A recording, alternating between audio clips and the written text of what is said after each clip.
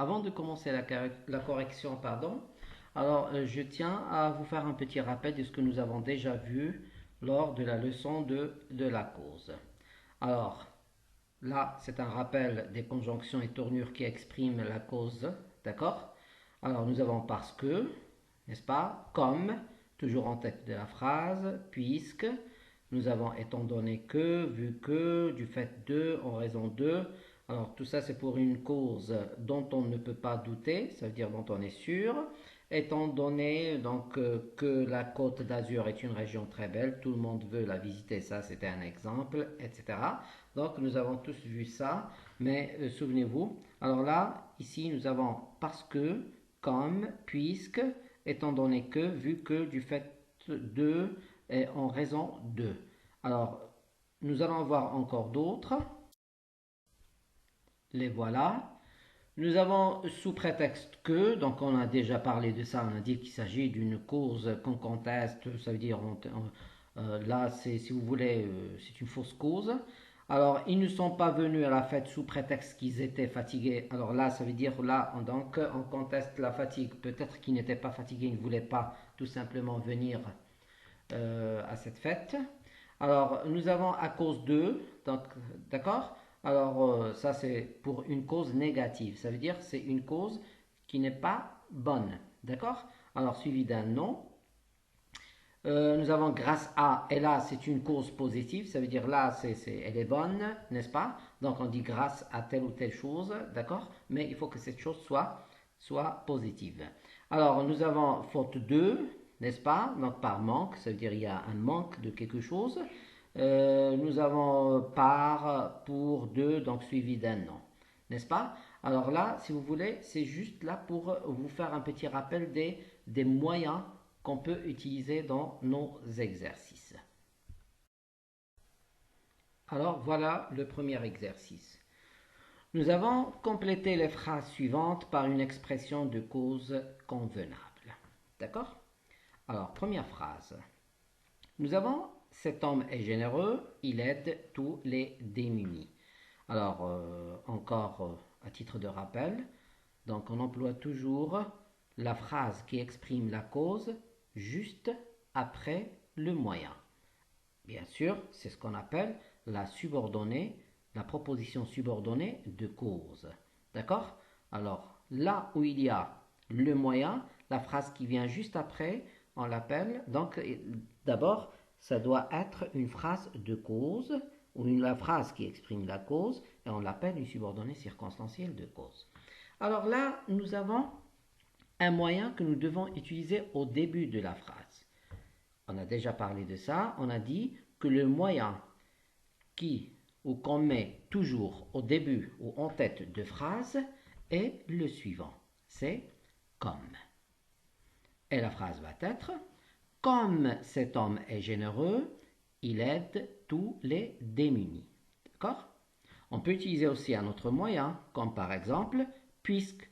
Et ce moyen, on peut le mettre au début de la phrase en tête de phrase ou on peut aussi le mettre au milieu. Alors là, nous avons puisque cet homme est généreux, il aide tous les démunis. Deuxième phrase.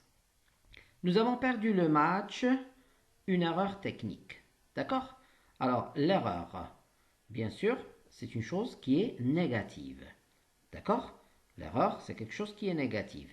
On a déjà parlé de ça. On a dit une cause négative ou une cause dans laquelle on exprime quelque chose de négatif qui vient par la suite. Donc là, on emploie le moyen suivant. On emploie bien sûr à cause de. C'est pourquoi nous allons voir, nous avons perdu le match à cause d'une erreur technique. D'accord? On ne peut jamais utiliser à cause de plus quelque chose de positif. D'accord? C'est toujours suivi de quelque chose de négatif.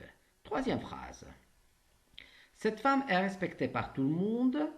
Elle est très serviable. D'accord?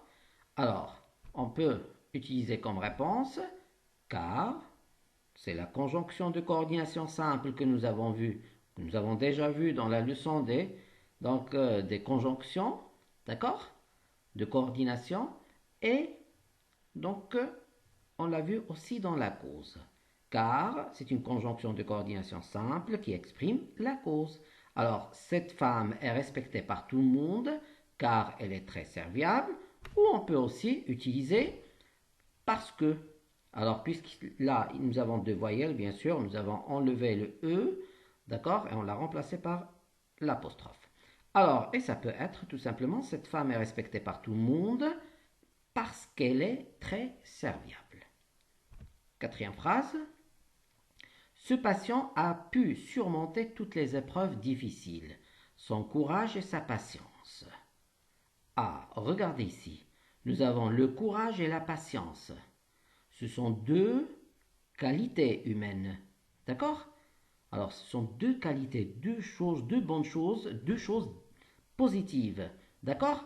Et nous avons déjà dit qu'on peut utiliser un moyen de cause suivi donc de quelque chose de positif. Alors là, c'est bien sûr grâce à. Et ça va donner, ce patient a pu surmonter toutes les épreuves difficiles grâce à son courage et sa patience. Cinquième phrase. Je sais que mon ami m'a menti, il n'est pas venu à mon anniversaire. Il était en voyage. Aïe, aïe, aïe. Ici, nous avons je sais que mon ami m'a menti, il n'est pas venu à mon anniversaire. Ça veut dire que la cause qu'il nous a donnée est une fausse cause. C'est juste pour ne pas venir à mon anniversaire. D'accord? Et pour exprimer une fausse cause, alors nous avons dit, on peut utiliser, bien sûr, sous prétexte que. D'accord? Alors, et qu'est-ce que ça donne? Je sais que mon ami m'a menti, il n'est pas venu à mon anniversaire sous prétexte qu'il était en voyage. D'accord? Passons au deuxième exercice, c'est toujours la cause. Deuxième exercice, c'est toujours la cause. Relier les propositions suivantes par les expressions de la cause mises entre parenthèses. Bien, la première phrase. Nous avons « je dois aller voir le médecin, je suis malade ». Alors là, nous avons « c'est parce que ». D'accord? Alors, toujours, donc nous avons « c'est parce que » plus la phrase de la cause, plus que, plus la phrase de la conséquence. Je dois aller voir le médecin, je suis malade. Alors là, la cause, où est la cause dans ces deux phrases? C'est être malade. La conséquence, c'est voir le médecin. Et ça va donner, alors, réponse, c'est parce que je suis malade que je dois aller voir un médecin. D'accord? Qu'est-ce que nous avons employé ici? C'est parce que. D'accord? Deuxième phrase. Cette fille aura une belle situation, elle est ambitieuse. Nous avons grâce à. Donc, être ambitieux, c'est quelque chose de bien, n'est-ce pas? Alors, donc, nous allons utiliser grâce à. Donc, la réponse va être cette fille aura une belle situation grâce à son ambition. D'accord? Alors, nous avons employé grâce à.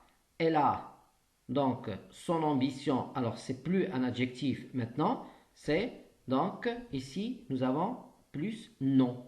D'accord? On sait que grâce à est plus non. Troisième phrase. Mon père est resté au lit, il est fatigué. D'accord? Bon, la fatigue, c'est pas quelque chose de bien, bien sûr. Alors, qu'est-ce que nous allons dire? Alors, comme réponse, mon père est resté au lit à cause de la fatigue. Alors, nous avons employé à cause de, et bien sûr, ce que vous voyez là, la fatigue. Alors, c'est plus fatigué, c'est la fatigue. Et bien sûr, ici, c'est plus un nom. Quatrième phrase, nous avons cet élève a échoué, il est paresseux. Nous avons comme. Alors, je le dis et je le redis et je le répète maintenant. Alors, comme est toujours placé au début de la phrase. S'il vous plaît, ne confondez pas comme de la cause avec comme de la comparaison. D'accord? Bien. Alors, réponse. Nous allons avoir, comme il est paresseux, cet élève a échoué. Parce qu'il a échoué. La cause, c'est quoi? C'est la paresse. D'accord? Donc, comme il est paresseux, cet élève a échoué. Nous avons utilisé comme, n'est-ce pas? Bien, donc, alors, à titre encore de rappel, toujours au début de la phrase. Bien, passons maintenant au troisième exercice. On sait que le troisième exercice, ça concerne la conséquence. C'est pourquoi, donc, je vous fais un petit rappel des moyens de conséquence que nous avons déjà vus. Alors, on peut utiliser donc alors à l'oral, on peut utiliser par conséquent, c'est pourquoi, de sorte que, si bien que, alors si ou tellement plus adjectif ou adverbe plus que, bien, alors là, vous avez des exemples et la même leçon, vous l'avez déjà parce que là, j'ai fait copier-coller. Donc, ce que nous avons vu, c'était ça. D'accord? Il y en a encore d'autres. Les voilà. Nous avons un tel, une telle, de tel, plus non plus que. D'accord? Nous avons encore, il suffit de. Alors, pour que plus subjonctif. Alors, il suffit, bon, pardon, nous avons trop pour et ou assez pour plus infinitif. Nous avons de manière que, trop pour que, assez pour que, suivi encore du subjonctif. Alors, c'est les moyens que nous avons déjà vus. Alors, on va essayer donc de les placer ou de nous servir de ces moyens dans notre exercice. C'est notre troisième exercice, bien sûr. Relier les propositions suivantes par une conjonction de subordination de la conséquence. Bien, la phrase. Nous avons « Il pleut très fort, nous ne pouvons pas sortir ». À titre d'exemple, alors là, je vais vous proposer des réponses. Bien sûr, les moyens, il y en a beaucoup. Alors vous allez utiliser donc un moyen parmi donc, ce que nous avons vu. Alors, exemple de réponse. Voilà, c'est pas réponse, mais c'est un exemple de réponse. Vous pouvez utiliser, vous, un autre moyen. Alors, nous avons « Il pleut si fort que nous ne pouvons pas sortir ». D'accord? Il pleut si fort que nous ne pouvons pas sortir. Nous avons utilisé si, que. D'accord? Bien. Deuxième phrase. Je suis malade, je ne peux pas aller à l'école. La même chose, je vous propose une réponse. Je suis malade, c'est pourquoi je ne peux pas aller à l'école. Faites très attention à ce que nous avons dit à propos de la cause. On le dit aussi à propos de la conséquence. La subordonnée doit exprimer ici la conséquence. D'accord? Ça veut dire ce qu'exprime le moyen doit donc être exprimé dans la subordonnée. Ici, je suis malade, c'est pourquoi je ne peux pas aller à l'école. Alors, malade, c'est la cause, il ne peut pas aller à l'école, c'est la conséquence. Donc, la conséquence, c'est la subordonnée, ou bien cette phrase de conséquence, elle est venue juste après le moyen qui est, bien sûr, c'est pourquoi. Troisième phrase. J'avais beaucoup de travail hier soir, je me suis couché tard. D'accord? Alors, encore exemple de réponse. J'avais tellement de travail hier soir que je me suis couché tard.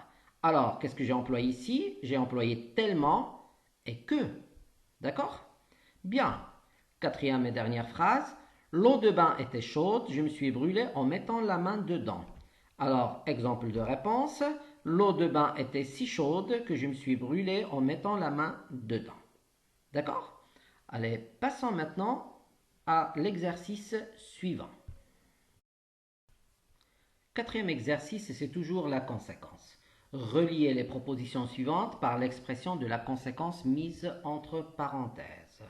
Bien, voyons la première phrase. Nous avons acheté une nouvelle voiture, nous n'avons plus d'argent pour partir en vacances cette année. Alors, nous devons relier ces deux phrases par c'est pourquoi. Alors, normalement, quel est le travail que vous devez faire sur le brouillon? Alors, vous devez chercher la phrase de la cause, puis la phrase de la conséquence. Alors, moi, je vais vous expliquer ça donc brièvement. Alors, nous avons acheté une nouvelle voiture. Nous n'avons plus d'argent pour partir en vacances cette année. Alors, c'est acheter une nouvelle voiture. Ça, c'est la cause. Alors, et la conséquence, qu'est-ce que ça a engendré par la suite? Alors là, donc, comme conséquence, donc, nous ne pouvons pas partir en vacances parce que tout l'argent donc, que nous avions, nous l'avons dépensé donc, dans l'achat de la voiture. D'accord? Donc ici, La cause, c'est acheter une voiture. La conséquence, c'est ne pas avoir de l'argent pour partir en vacances. Alors, donc, le moyen, donc, il doit être suivi par nous n'avons plus d'argent pour partir en vacances cette année. Donc, c'est la conséquence. Alors, réponse. Voilà ce que je viens de vous dire. Nous avons acheté une nouvelle voiture. C'est pourquoi nous n'avons plus d'argent pour partir en vacances cette année. Voilà, nous n'avons plus d'argent pour partir en vacances cette année. On a dit que c'est la phrase de la conséquence. Et là, nous avons utilisé c'est pourquoi. Et bien sûr, la phrase qui va venir juste après le moyen de conséquence doit exprimer la conséquence et ça va être une subordonnée, une proposition subordonnée de conséquence. Deuxième phrase. Le film était ennuyeux, je me suis endormi. Avec tellement que. Je peux faire la même chose avec vous, encore une fois. Le film était ennuyeux, je me suis endormi. Alors la phrase de la cause ici, c'est le film était ennuyeux. La phrase de la conséquence, c'est je me suis endormi. C'est l'ennui qui a donc engendré donc, ce sommeil-là. Alors, bon, avec tellement que, bien sûr, nous avons vu comment on emploie ce moyen et son emplacement. Réponse. Le film était tellement ennuyeux que je me suis endormi. Bien, j'ai employé tellement que. Troisième phrase. Tu as eu de mauvaises notes, tu es insolent avec tes professeurs, tu n'iras pas au cinéma avec tes amis ce soir. Qu'est-ce que nous devons employer? Donc, nous devons employer c'est pour cela que. Et la réponse va être tu as eu de mauvaises notes, tu es insolent avec tes professeurs, c'est pour cela que tu n'iras pas au cinéma avec tes amis ce soir. D'accord? Bien. Alors, quatrième phrase. Bon, ce que nous avons employé, bien sûr, c'est pour cela que. Passons à la quatrième phrase. Tu as pris beaucoup de poids, tu dois suivre un régime et pratiquer une activité sportive avec trop pour. Comme réponse, nous allons avoir tu as pris trop de poids pour suivre un régime et pratiquer une activité sportive. Bon, nous avons employé trop pour, plus infinitif bien sûr. Alors, je suis très débordé par le travail, je ne peux pas vous accompagner au cinéma ce soir. De telle sorte que. Alors, la réponse je suis très débordé par le travail de telle sorte que je ne peux pas vous accompagner au cinéma ce soir. Nous avons employé de telle sorte que. Sixième et dernière phrase. Cet élève est intelligent. Il a pu résoudre toutes les équations. Alors, réponse. Cet élève est assez intelligent pour résoudre toutes les équations, pour pouvoir résoudre toutes les équations. Alors, qu'est-ce que nous avons employé? Assez pour. D'accord? Passons maintenant au dernier exercice, c'est l'exercice de but. Avant de voir l'exercice, encore une fois un petit rappel. Pour exprimer un but, une intention, on utilise. Nous avons déjà vu ensemble le même tableau. Nous avons but à atteindre lorsque nous avons le même sujet et but à éviter lorsque nous avons le même sujet, but à atteindre lorsque nous avons deux sujets différents et but à éviter lorsque nous avons donc deux sujets différents. Alors, but à atteindre lorsque nous avons le même sujet. Alors, on peut employer pour, afin de, en vue de sorte à, de façon à, de manière à, dans le but de, dans l'intention de, d'accord? Plus, bien sûr, mode infinitif. Et si nous avons encore le même sujet et nous avons un but à éviter, on peut employer de peur de crainte de, plus, bien sûr, mode infinitif. But à atteindre lorsque nous avons deux sujets différents. Alors, on emploie pour que, afin que, de sorte que, de façon que, de manière que, plus bien sûr mode subjonctif. Et si nous avons un but à éviter, nous avons deux sujets différents, alors là, on emploie de peur que, de crainte que, plus subjonctif. N'oubliez pas, donc nous avons de peur que, plus sujet, plus ne. D'accord? Alors, on a déjà parlé de ce ne dans la leçon. Vous pouvez donc la revoir. Bien, alors commençons maintenant notre exercice. Exercice 3. Complétez les phrases suivantes par une expression de but convenable. D'accord? Première phrase. Tu dois te lever tôt, arriver au travail à l'heure. Bien. Alors, avant de choisir le moyen, il faut voir si ce but, on veut l'éviter ou bien on veut l'atteindre. Arriver au travail à l'heure, bien sûr, c'est un but qu'on veut atteindre. D'accord? Bien, nous avons arriver. Arriver, donc c'est à l'infinitif. Tu dois te lever tôt. Alors, qui va arriver? Donc c'est toujours toi. Donc ici, nous avons deux sujets. Pardon, nous avons le même sujet, bien sûr. Et après le moyen que nous allons utiliser de but, nous avons l'infinitif. Alors, nous avons un but à atteindre avec un moyen plus infinitif. Lequel? Bien sûr, c'est pour ou afin de.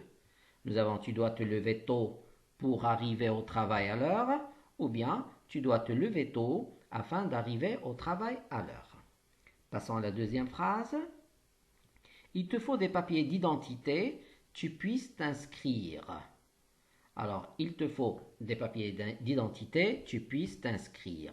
Alors, nous avons il faut, donc là c'est il et tu, nous avons deux sujets différents, d'accord? Même si ce il est impersonnel. Alors, tu puisses t'inscrire. Alors, vouloir s'inscrire ou pouvoir s'inscrire, bien sûr, c'est une chose ou c'est un but qu'on veut atteindre. D'accord? Alors, nous avons tu puisses. Quel verbe nous avons ici? Nous avons le verbe pouvoir, bien sûr, conjugué au subjonctif. Alors, nous avons un but qu'on veut atteindre et nous avons le subjonctif présent et deux sujets différents. Bien sûr, le moyen qu'on peut utiliser ici, c'est pour que ou afin que. Alors, la réponse, il te faut des papiers d'identité pour que tu puisses t'inscrire, ou bien il te faut des papiers d'identité afin que tu puisses t'inscrire. Troisième phrase, dépêche-toi, ne pas manquer ton rendez-vous. Est-ce qu'il y a quelqu'un qui veut manquer un rendez-vous? Bien sûr, personne. Alors, donc là, c'est un objectif qu'on veut atteindre. Nous avons dépêche-toi. Alors, ne pas manquer le rendez-vous, c'est toujours le même sujet. Nous avons ne pas manquer, donc ici c'est l'infinitif, puisque c'est un sujet, puisque c'est un but qu'on veut atteindre, et nous avons le même sujet, alors, donc nous allons utiliser un moyen plus l'infinitif que nous avons déjà ici, et le moyen, ça va être pour ou afin de. Alors, dépêche-toi pour ne pas manquer ton rendez-vous, ou bien dépêche-toi afin de ne pas manquer ton rendez-vous. Quatrième phrase. Il a préféré se taire, chanter faux. Alors, est-ce qu'il y a quelqu'un qui aime bien chanter faux devant tout le monde? Bien sûr, non. Donc là, chanter faux, ici, nous avons un objectif qu'on veut éviter, bien sûr. D'accord? Alors, il a préféré et chanter. Donc, chanter, donc nous avons ici le verbe à l'infinitif, donc nous avons le même sujet. Alors, nous avons le même sujet, d'accord? Et nous avons un objectif à éviter. Alors, le moyen qu'on peut utiliser est bien sûr de peur de ou de crainte de. Nous avons il a préféré se taire de peur de chanter faux, ou bien il a préféré se taire de crainte de chanter faux. D'accord? Passons à la cinquième phrase. Bien. Nous irons cueillir des cerises, faire une tarte. Faire une tarte, c'est une bonne chose, donc c'est un objectif qu'on veut atteindre, n'est-ce pas? Bien. Faire, déjà, nous avons l'infinitif ici, donc il s'agit du même sujet. Alors, et nous avons un but à atteindre. Donc, qu'est-ce que nous allons utiliser comme moyen? Voilà, bien sûr.